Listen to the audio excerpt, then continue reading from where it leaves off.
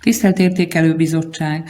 A Győr-Bosor-Sopron megyei Kópházán lévő Nakovics Mihály Általános Iskola és Óvoda fürkés csapata a Kárpát-medencei Hungarikon vetélkedő döntőjére a kópházi Sarlós Boldogasszonyról elnevezett kegytemplomban található lorettói Fekete Madonnát és a hozzáfűződő hagyományokat jelölte a hungarikumok sorába.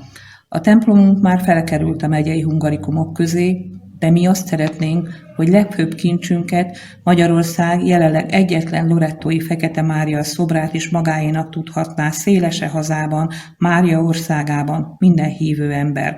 A több mint 300 évre visszanyúló legenda és a Mária kultusz több tízezer hívet vonzott ide Kópházára. Hazánkat turistautak szelik át. Köztük viola színnel jelzik a Mária utat, amelyet hazánk észak-dél, nyugat-kelet irányba keresztet formálva halad. Ezen, mint a rózsafüzéren a szemák, sorakoznak fel a zarándokhelyek. Kópháza Magyarország legnyugatibb részén fekszik, a Máriacell Csíksomlyó ágon. 2100 lakosú település, melynek 90%-a római katolikus hívő. Az itt élő magyarokat és az anyaországtól elszakadt horvátokat a vallásos lelkület, a Mária kultusz kovácsolta össze. Falunk ékessége a barokk rokokó stílusú Sarlós Boldogasszony templom, mely műemlékvédelem alatt áll. Építtetője Behovsics Pál, Kópháza plébánosa 1738-tól 1774-ig. Első erről szóló írásos adatot 1747-ben találunk. Jómódú katolikus családok támogatták az építkezést, így például gróf Széchenyi Antal, a szomszédos nagycenki földesúr. A templomot 1747-ben szentelték fel. A főoltáron áll a lorettói Fekete Mária szobra.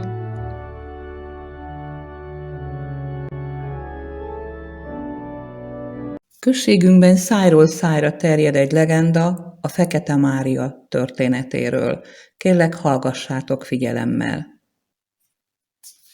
Volt egyszer nagyon rég, immár több mint 300 évvel ezelőtt egy gazdag nagyúr, Magyarország országbírája, gróf Nádasdy harmadik Ferenc.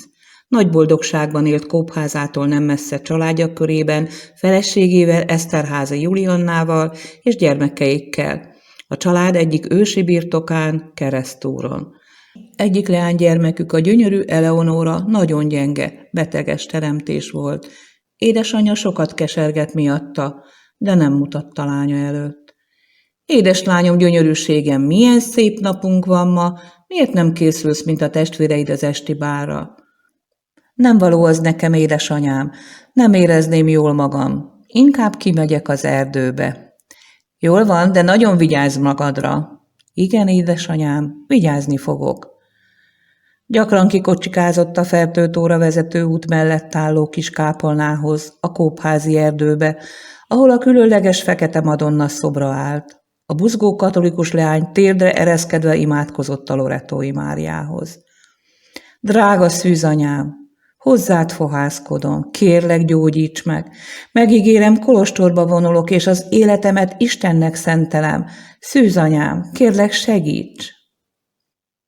Teltek a hónapok, Eleonóra egyre jobban érezte magát, meggyógyult. A szülei hamarosan kiszemelték számára a megfelelő férjet, Wesselényi László grófhoz gondolták férjhez adni. Egyik délelőtt hívatta az apa a lányát.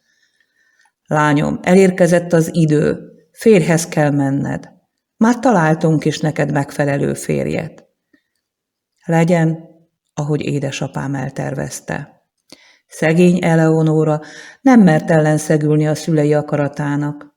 Elérkezett az esküvő napja. Eleonóra kora reggel az erdei kápolnához sietett, térdre ereszkedve így fohászkodott. Drága szűzanyám, hozzád fohászkodom. Kérlek, segíts, hogy megtarthassam ígéretem.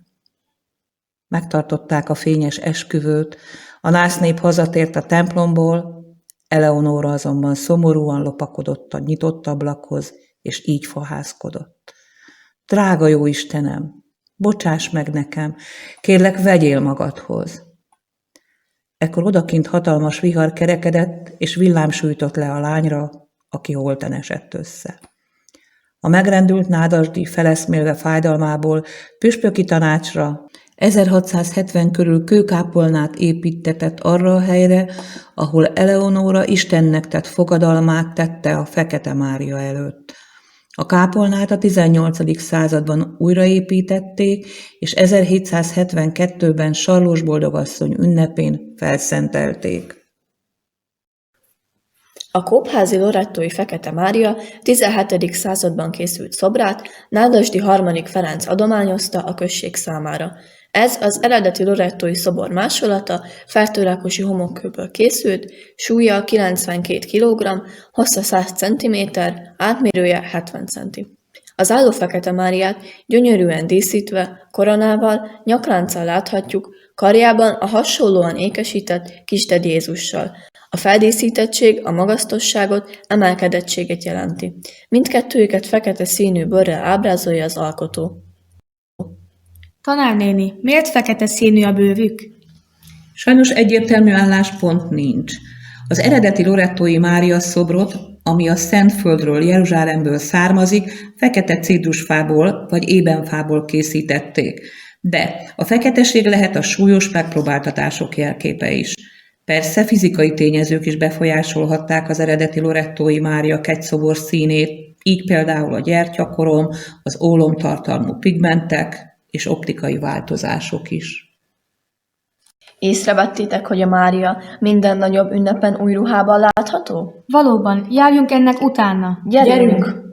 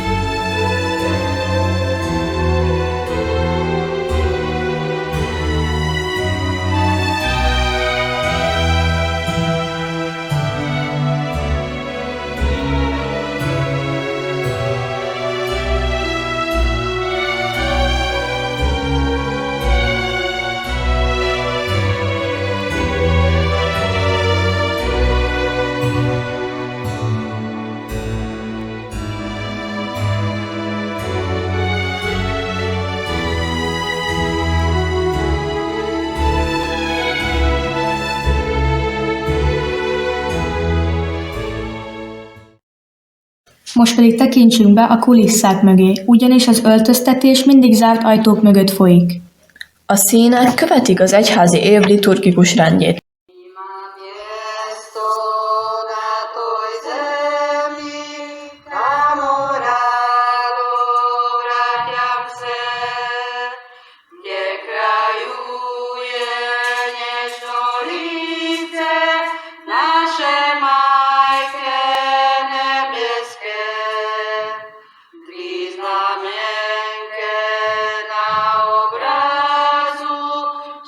Ulice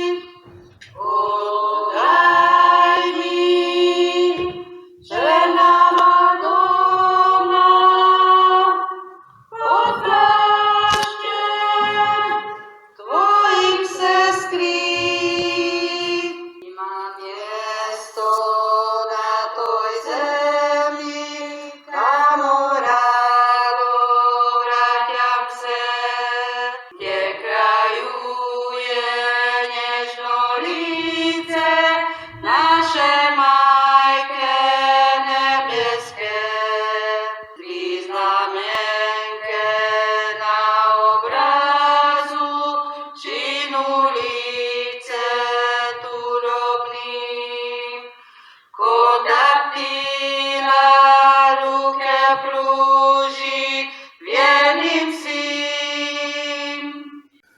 A kóbházi búcsút augusztus 15-én tartják.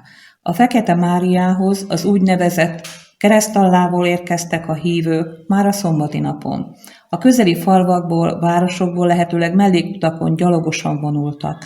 Miután a pap megáldotta a kegyhelyre indulókat, elrendeződött a sor. Elővitték a keresztet, azután a zászlókat. Őket a gyerekek követték, mögöttük a lányok, asszonyok, majd a legények és a férfiak következtek. A menet végén a szekér haladt, amelyre a kosarakat pakolták, melyben élelmet, innivalót, továbbá takarót tettek. Útközben minden útszéli keresztnél megálltak, imádkoztak. Tovább haladva Mária énekeket énekeltek. Amikor a kóbházi toronyból az erre kijelölt személy meglátta a processziót, harangozni kezdett. Tette ezt mindaddig, amíg a templom elé nem értek. Itt a helyi lelkipásztor fogadta a csoportokat. Egy kis pihenés után megkezdődött a szentséges litánia. Közben gyónás is volt. Késő estig virrasztottak. Kápolnában éjjeleztek, így mondták. Másnap reggelre megérkeztek a miséző és a vendégpapok. Szentmisék horvátul, magyarul és németül hangzottak el. Ebéd után litánia kezdődött. Ennek végeztével a pap elbúcsúztatta a processziókat. Mielőtt elindultak volna, megáldotta a vásárolt kegytárgyakat, illetve a kiosztott szentképeket. Ma már inkább csak vasárnap érkeznek az arándokcsoportok. Érkeznek gimnáziumokból, érkeznek családok, idősebbek, határon innen és túl. Az évszázadok során kialakult egy új hagyomány, ugyanis templomunkba köszönhetjük alkalmanként a sokak által tisztelt Máriaceli utazó madonnát is.